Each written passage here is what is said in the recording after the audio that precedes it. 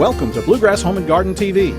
Bluegrass Home and Garden TV is brought to you by Jimmy Nash Homes, Comfort Heating and Air, Springhouse Gardens, Back Construction, Dinger's Hearth Patio and Grill, Buyer's Paradise Furniture, and by The Studio.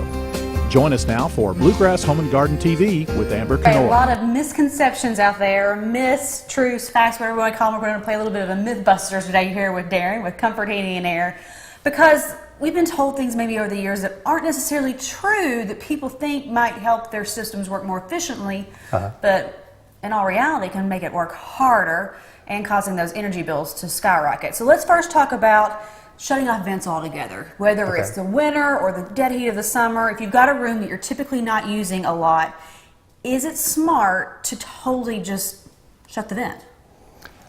What I tell my customers is one or two. Never shut off more than one or two vents at a time. If you shut off 50% of the vents in the house, then during the summertime the coil will freeze up because that air needs to go somewhere.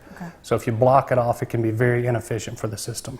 All right, now what about closing doors? Because I've heard that, you know, people are like, I really want my room to be cooler, so I'm going to shut my door altogether so all the air that's coming in my room stays there as opposed to going to other rooms of the house.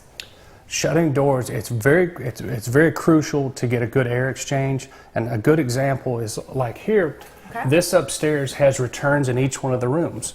So here they could close this door at night because there's a return air vent here.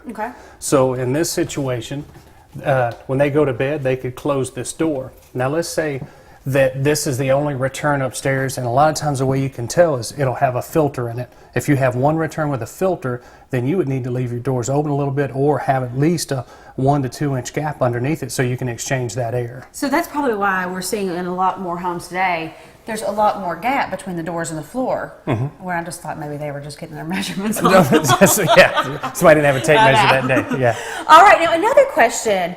If we're going to be gone, let's say on summer vacation, 2-3 days, even maybe a week or two, should we drastically turn up the temperature to make the system not have to work as hard? So let's say we normally have it set on 72 degrees. Let's say we turn it up to 80. Or should we turn it off altogether? Okay. Definitely you don't want to turn it off altogether. And what I tell my customers, if you're going to be gone for more than a couple of days, let's say you're gone a week, then adjust the temperature up 5 degrees. I don't want to go any more than that, because one of the things is hot, humid days. You don't want all that humidity in the house, because what it could do, the woodwork, it can also bring in mold and different things like that. And then the other part of that, it's inefficient. If you, let's say you leave for a day, turn the thermostat up 5 degrees, and when you come back to bring that temperature down, the money you save, well, you spend it right back trying to get the temperature back to comfortable. What if just during the normal work day? You know, a lot of us with commuting times, you know, it seems like commuting times are getting longer. We're gone maybe 9-10 hours a day. Should we turn it up a couple of degrees? 2 degrees. That's what I tell all my customers. 2 degrees. If you're gone 8 hours, 2 degrees you can recover, still save some money. All right, and then we get down, just turn it back down to normal. Don't drastically drop it down below the normal, because it's not going to be able to work any quicker. All right, well, if people have more questions or if they have more possible myths they want to dispel, how can they get hold of you? Give us a call at 859-COMFORT or visit us on the web at callthecomfortman.com.